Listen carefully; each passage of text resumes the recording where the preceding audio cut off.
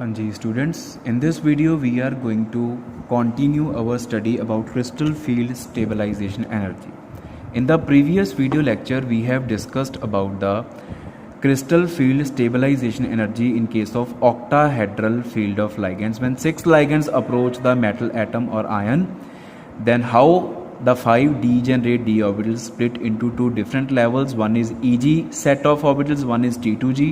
Eg set goes higher in energy and T2g set goes lower in energy.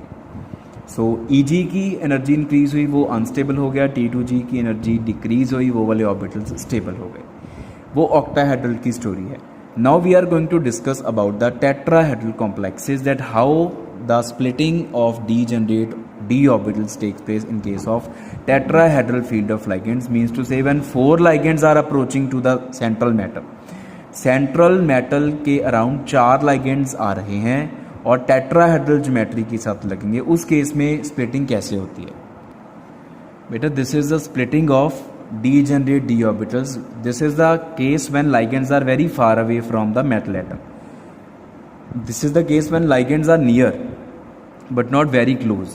In such a case, the energy of all the 5 d orbitals is raised to same extent. But when ligands are very very close to metal and they are just going to bond with the metal, उस time पे क्या होगा? Splitting हो जाएगी.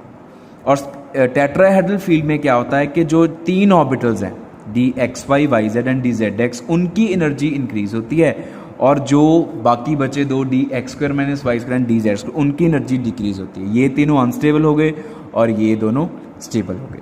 इसके पीछे reason ये होता है कि जो 4 लाइगेंड्स आ रहे हैं ना टेट्राहेड्रल ज्योमेट्री में, जो 4 लाइगेंड्स आ रहे हैं, they are not lying along the axis, they are lying in between the axis. और इन बिटवीन द एक्सिस ये तीनों ऑर्बिटल्स पड़े होते हैं. तो जो लाइगेंड है उसके इलेक्ट्रॉन्स और इन तीनों ऑर्बिटल के इलेक्ट्रॉन्स में रिपल्शन ज़्यादा होती है, इसलिए ये तीनों ऊपर चले जाते हैं और बाकी 2 law of conservation of energy की वजह से एनर्जी उनकी कम हो जाती है. ये हम प्रीवियस वीडियो लेक्चर में सारा इन डिटेल डिस्कस कर चुके हैं.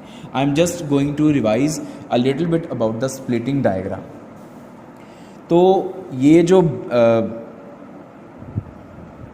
बैरी सेंटर है, बैरी सेंटर टू T2, ये जो हमारा सेट है उसका एनर्जी गैप कितना है? That energy gap for each of the orbital, the energy gap is 0.4 delta T, which is written as 4 dq. And for barycentre to E set of orbitals, ये जो lower वाले हैं, for each of the orbital it is 0.6 delta T और -6 dq, -0.6 delta, because ये energy decrease हुई है इसलिए. ठीक है. Here we are using delta T, delta for gap, T for tetrahedral. एक चीज जो यहाँ पे अब हम मेंशन करेंगे, फिर हम CFS काउंट करेंगे कि टेट्राहेड्रल कॉम्प्लेक्सेस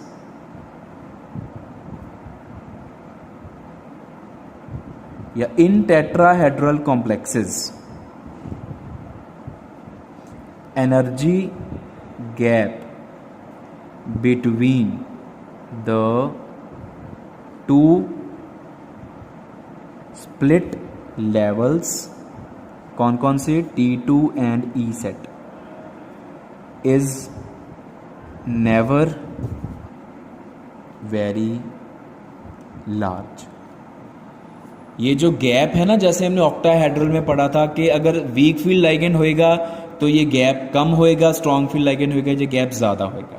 लेकिन टेट्राहेड्रल कॉम्प्लेक्स के केसेस में ऐसा कभी भी नहीं होता. Why so? Because only 4 ligands are there. Octahedral में 6 लाइगेंड्स आते हैं, रिपल्शन ज़्यादा होती हैं. अगर जितनी ज़्यादा रिपल्शन होएगी लाइगेंड के इलेक्ट्रॉन्स और ऑर्बिटल्स में, उतना ज़्यादा गैप इंक्रीज होएगा, उतनी ज़्यादा एनर्जी रेज होएगी.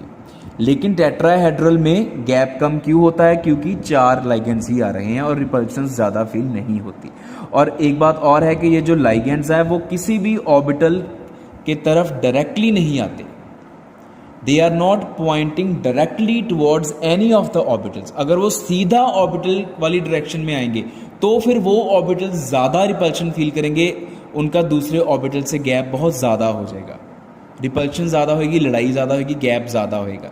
लेकिन इस केस में एक तो 4 लाइगेंड है, दूसरा लाइगेंड्स किसी भी ऑर्बिटल पर डायरेक्ट अटैक नहीं करते, directly they are not pointed towards any of the orbitals, so ज़्यादा गैप क्रिएट नहीं होता। ये 2 रीजंस होते हैं। तो इसका मतलब जब हम CFSE अब काउंट करेंगे तो हम ज़्यादा गैप वाले केसेस जैसे हमने ऑक्टाहेड्रल में पढ़े थे वो हम नहीं डिस्कस करेंगे। चाहे स्ट्रॉन्ग फील्ड लाइगेंड चाहे वीक फील्ड लाइगेंड है, gap is never too large, that's it.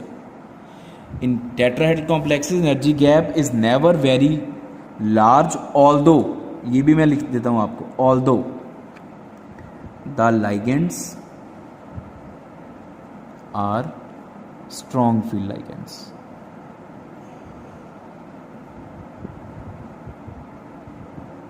चाहे स्ट्रॉन्ग फील्ड लाइगेंड्स क्यों ना आ जाएं तब भी गैप ज़्यादा नहीं होएगा। Then it is very simple, हमने सिंगल केस डिस्कस करना है इसमें। So here we have drawn the empty orbitals for different configurations. We will fill electrons in them. In all the cases, this is T2 set and this is E set for all the cases. T2, E, T2, E, T2, E, T2, E and T2 and E. So let us discuss about D1. Only one possibility. Here will come electron. And how will we calculate CFSE? 1 into minus 6 dq, and it comes out to be 6 dq. This much amount of energy will be released and stabilized the system will be. D2, 1 and 2. The CFSE is minus 12 dq. In case of D3, first, second and third will go here. Because gap is not much, we can easily cover the gap, whether strong field ligand, whether weak field ligand. So CFSE will be 2 into minus 6 is minus 12 dq plus 4 dq, minus 8 dq. And then next come to D4, 1, 2, 3 and 4. What will be CFSE? Minus 12 dq plus 8 dq, minus 4 dq.